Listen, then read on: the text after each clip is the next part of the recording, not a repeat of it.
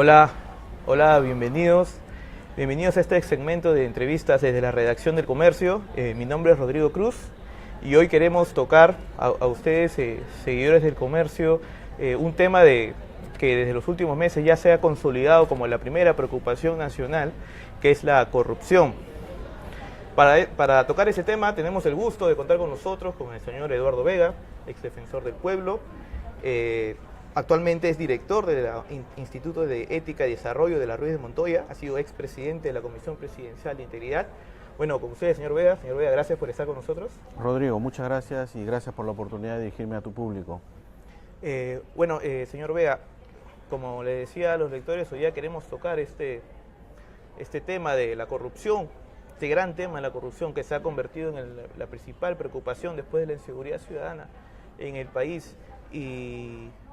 Y ustedes ayer han sacado una importante plataforma anticorrupción, un estudio, casi un observatorio acerca de cómo está la situación de la corrupción en el país, ¿no? Pero antes de entrar de lleno a ese tema, quería preguntarle acerca, no sé si usted escuchó el discurso presidencial. Hace unos días leía una columna de opinión del ex procurador José Ugaz, que hablaba que el presidente, dentro de todo su discurso, solamente le dedicó un párrafo a la lucha anticorrupción. ¿Cree usted, señor Vega, que el gobierno está tomando esta corrupción, este tema de la corrupción de la mejor manera? Mira, siempre esperamos, y a mí me tocó plantearle al presidente un conjunto de reformas, que el liderazgo del presidente sea un liderazgo permanente, un liderazgo constante, una mayor involucramiento con los temas anticorrupción. Porque como bien dices, Rodrigo, el problema de la corrupción junto con el de la inseguridad ciudadana son los problemas más importantes de cara a la ciudadanía. Y eso requiere, como una primera elemento clave, que nuestras más altas autoridades, el presidente de la República, los ministros en todos los sectores, los gobernadores regionales, tengan un compromiso claro de rechazo contra la corrupción, pero también de acciones concretas. Y eso creo que es lo que está faltando en este momento.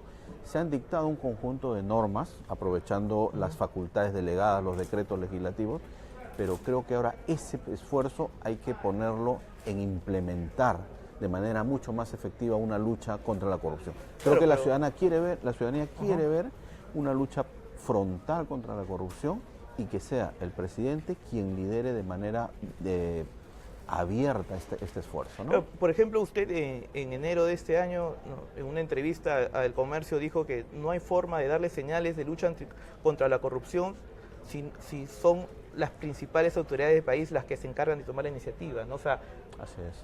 Pero ¿cómo es posible que el presidente le dedique un párrafo nada más a la lucha anticorrupción en su discurso? Yo creo que eso fue quizás el gran tema ausente en el discurso presidencial.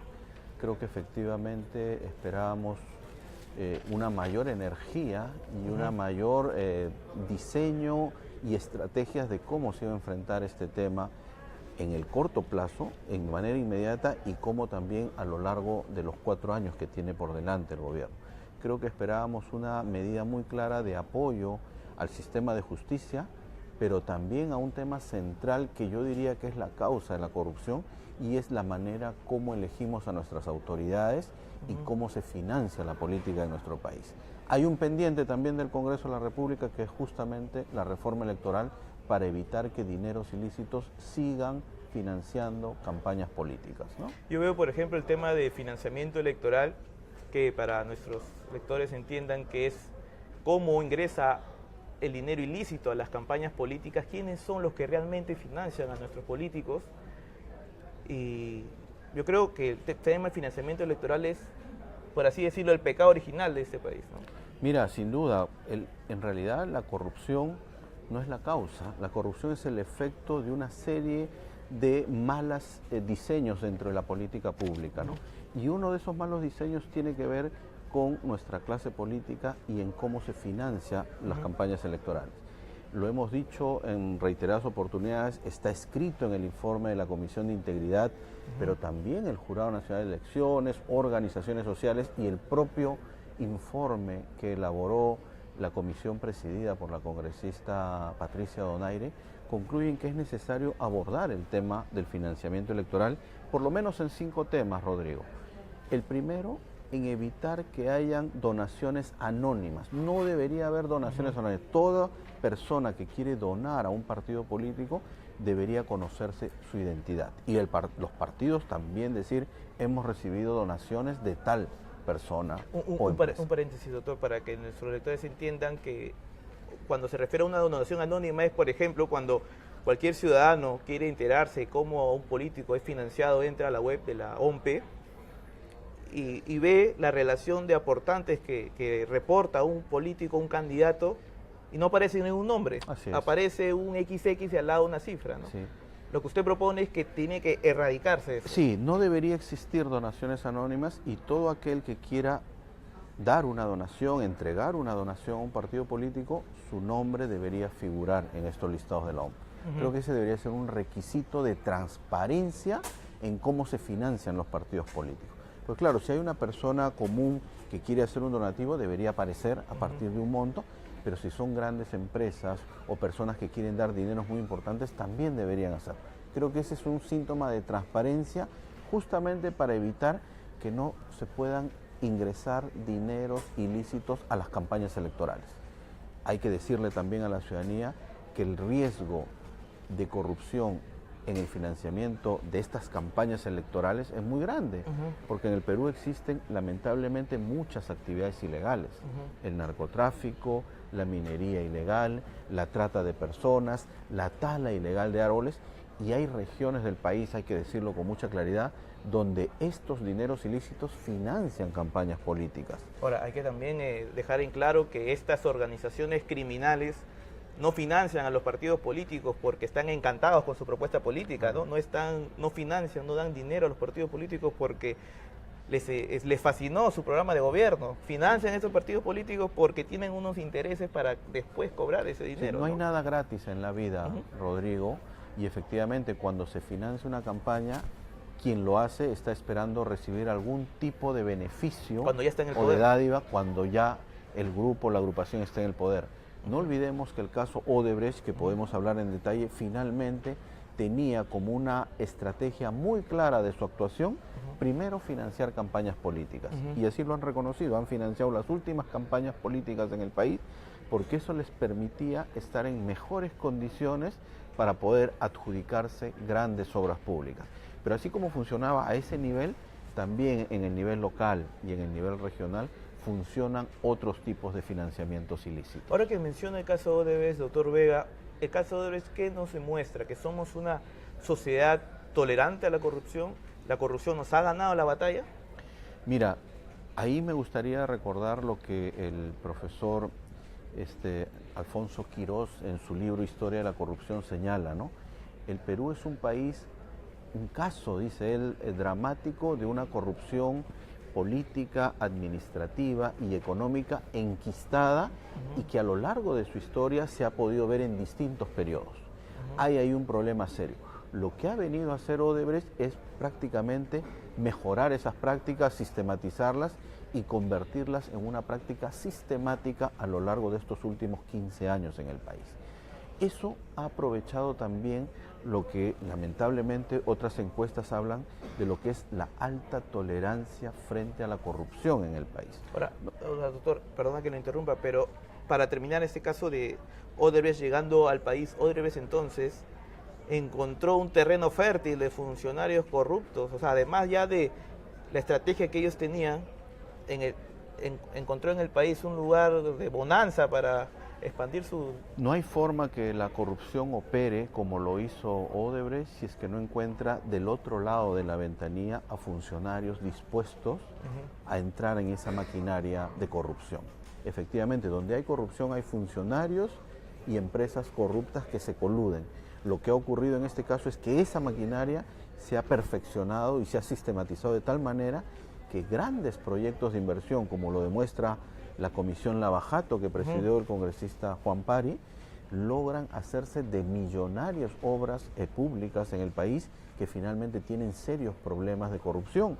Estamos hablando del gasoducto, estamos hablando de la línea María, estamos hablando del tren eléctrico, estamos hablando de la interoceánica, como proyectos grandes importantes con miles de millones de dólares, pero que lamentablemente están envueltos en estas prácticas de corrupción. Ahora, también este caso Odebrecht lo que nos dice es que, para empezar, para recordarles también a los seguidores del comercio, que el caso Odebrecht no nace a raíz de una investigación del Congreso, una investigación del Ministerio Público o una acción del Poder Judicial, sino más bien nace porque la empresa reconoce que pagó sobornos, porque la acción vino de Brasil, porque hubo fiscales brasileños que investigaron la causa, porque Estados Unidos intervino. Quiere decir de que nosotros como sociedad, como Estado, estamos perdiendo la batalla con la corrupción. Necesitamos, no podemos enfrentar la corrupción. Necesitamos que el sistema de justicia tenga un mayor impacto frente a la corrupción. De hecho, lo que usted ha dicho es correcto, y solo por una línea de tiempo muy rápida. El 14 de marzo del año 2014, perdón, 17 de marzo del 2014, hace más de 3 años, fue detenido el señor Alberto Youssef en Brasil, el doleiro que efectivamente dio origen a todo este camino que ha seguido Brasil frente al caso Lava Jato. Al año siguiente, 2015, se detiene al señor Marcelo Odebrecht, y el año pasado, el 2016, se le condena en junio a 19 años de prisión. Primer dato, es después de la condena que se le aplica al señor Marcelo Odebrecht que recién decide acogerse a lo que llaman allá la delación premiada, lo que nosotros llamaríamos acá la colaboración eficaz. Ojo, es después. Hasta antes de esa fecha, durante 2 años de proceso, el señor negó toda responsabilidad. Aquí, la empresa Odebrecht también tenía como voz decir, una cosa es Odebrecht Brasil y otra cosa es Odebrecht Perú. Hoy día podemos decir que eso, a la luz de lo que está ocurriendo, no eran cosa distinta, eran lo mismo y utilizaban la misma estrategia. Entonces han pasado 3 años, se le ha condenado, y recién después de la condena se ha acogido a la colaboración eficaz en noviembre del año pasado, y estamos ahora conociendo. Usted tiene razón cuando dice, efectivamente dependemos mucho, nuestra justicia depende mucho de la información que otorguen estos señores, Marcelo Odebrecht y otros empresarios, y también de aquellas otras pruebas que puedan corroborar esa información que ellos están dando. Hay algunos avances, sin duda. Tenemos la detención del expresidente Ollanta, tenemos la orden de captura, el proceso de extradición contra el presidente Alejandro Toledo, claro, pero sin duda falta mucho más. Da la impresión que recién estamos en el primer capítulo de esta gran historia que es la Lava Jato peruana. Esta historia recién ha empezado, Rodrigo. Lamentablemente esto tiene para muchos años, y sin duda será la gran prueba de fuego para el sistema de justicia peruano, hasta dónde efectivamente logra desterrar la impunidad que lamentablemente ha sido una característica frente a los casos de corrupción. Y para ese tipo de casos, para avanzar en este tipo de causas, es importante también que el ciudadano tenga herramientas de cómo informarse. Sí. Por eso también un tema que nos trae también a usted acá en la redacción es esta plataforma anticorrupción que han presentado.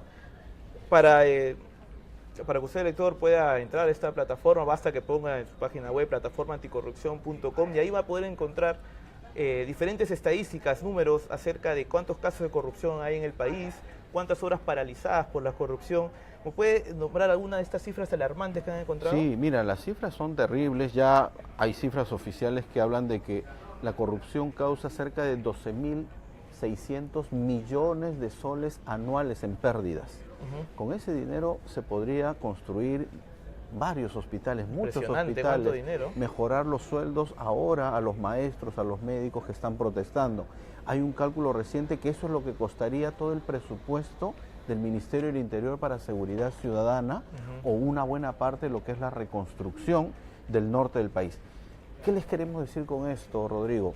Que la corrupción, ese robo de dinero de la corrupción, finalmente deja de que el Estado pueda brindar mejores servicios a la ciudadanía en salud, en educación, en seguridad, en transporte, o en la lógica de reconstruir el país. Hay un efecto directo e inmediato que efectivamente los peruanos vemos, y que nos está costando a todos crecimiento y desarrollo. También la corrupción afecta a la competitividad, hay que decirlo. Los empresarios que creen que cualquier obra se puede ganar solo accediendo a la corrupción están dejando de ser competitivos realmente en esta materia. ¿Qué es lo que pedimos? Que haya mayor transparencia. Otro dato importante es que han habido, sin duda, obras paralizadas. El informe da cuenta de 968 obras paralizadas a nivel nacional. Por corrupción, porque ha habido corrupción. Bueno, están paralizadas supuestamente por distintos motivos: incumplimientos, falta de pago, arbitrajes, sobrevalorizaciones, pero en el fondo yo puedo decir que hay muchos temas de corrupción detrás de esas paralizaciones de obras, ¿no? También quería mencionar que así también como la corrupción afecta a las inversiones, a los empresarios, los aleja, la corrupción también es algo que el ciudadano común y corriente, como usted, como yo, enfrenta día a día, ¿no? Sí. Por ejemplo, se escuchan varios testimonios de gente que va a cualquier entidad del Estado y necesariamente tiene que no sé, o sea, es como que la corrupción en este país fuera más bien la regla, más no una excepción. Mira, tenemos ahí un grave problema, Rodrigo, de tolerancia social frente a la corrupción. Hemos naturalizado muchas de estas cotidianas formas en que se tienen que resolver algunos temas. Un trámite, un procedimiento, el acceso a un servicio, ¿no? Y entonces se ve como natural que se tenga que dar lo que se conoce como una propina, una coima o una aceitada. Por mínimo que fuera. Por mínimo que fuera, para acelerar un procedimiento, para librarse de una multa, de una sanción, y eso lamentablemente hay que cambiar. Ahora, ese es un esfuerzo que hay que hacer en todos los niveles, pero sin duda tenemos que ser conscientes, en primer lugar, de que en nuestro país existe una alta tolerancia a poder agilizar un trámite mediante una coima, a darle el visto bueno a alguien que es tu pariente o tu familiar en un trámite correspondiente. Creo que ahí está el gran esfuerzo. Los peruanos tenemos que ser conscientes que tenemos que desterrar esa alta tolerancia, que tenemos que enseñarle a nuestros más jóvenes y niños que también no se sea inflexible frente a estos actos de tolerancia y que no podemos naturalizar una coima en el país, ¿no? Creo que ahí está el gran reto a nivel social. El otro reto es a nivel institucional. Hay que mejorar nuestras normas de prevención, hay que mejorar nuestro sistema electoral y, por último, hay que mejorar nuestro sistema de control y de sanción también. Hay que decirle también al ciudadano que la corrupción, a fin de cuentas, mata, ¿no?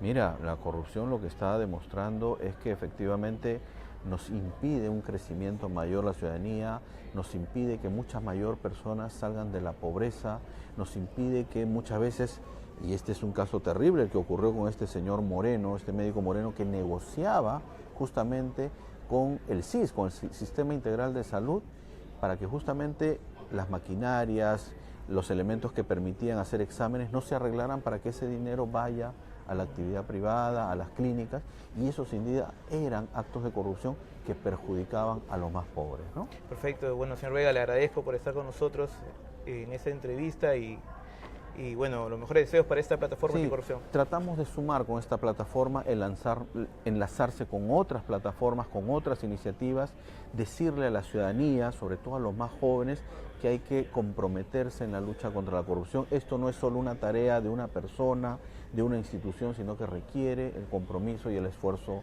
de toda la sociedad. Muchas gracias.